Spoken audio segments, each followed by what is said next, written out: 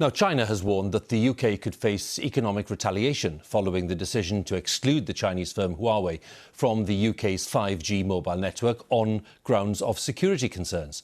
Beijing says that mutual trust between China and Britain has been seriously undermined and that doubts have been raised about investing in British companies. The UK was under strong pressure from the USA to take the decision, and President Trump has taken credit for persuading, in his words, many countries to adopt the same approach. Our North America editor John Sopel has more details.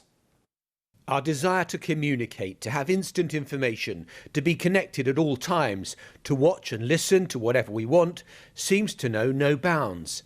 And the next stage of that revolution, 5G, with the Chinese telecoms company Huawei, a key element in this, is ready to go. But technology has just crashed headlong into politics. Britain, under pressure from the US, is cutting Huawei out of the picture.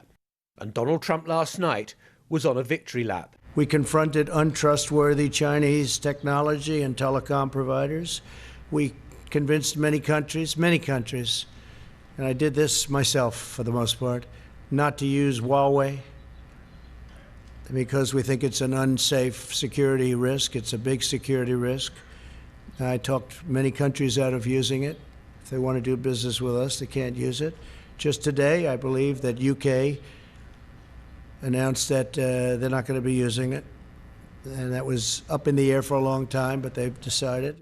The days when Donald Trump boasted about the greatness of his relationship with President Xi seemed from a different age. He was asked last night whether the two men would be talking soon. No, I haven't spoken to him. Well, no, I don't. I have no plan to speak to him.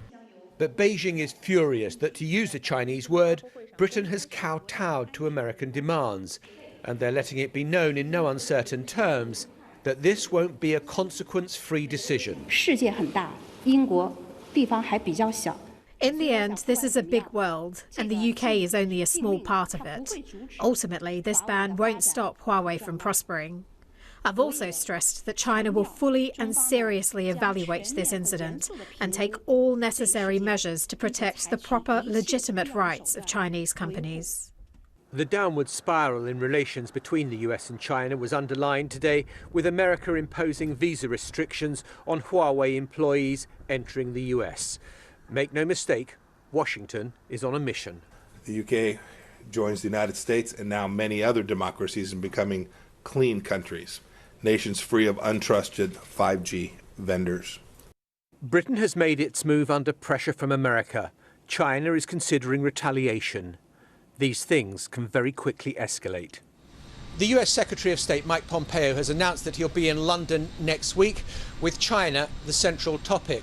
America's concerns are on coronavirus primarily, but also Hong Kong, Huawei, trade, human rights abuses and perceived aggression by China in the South China Sea.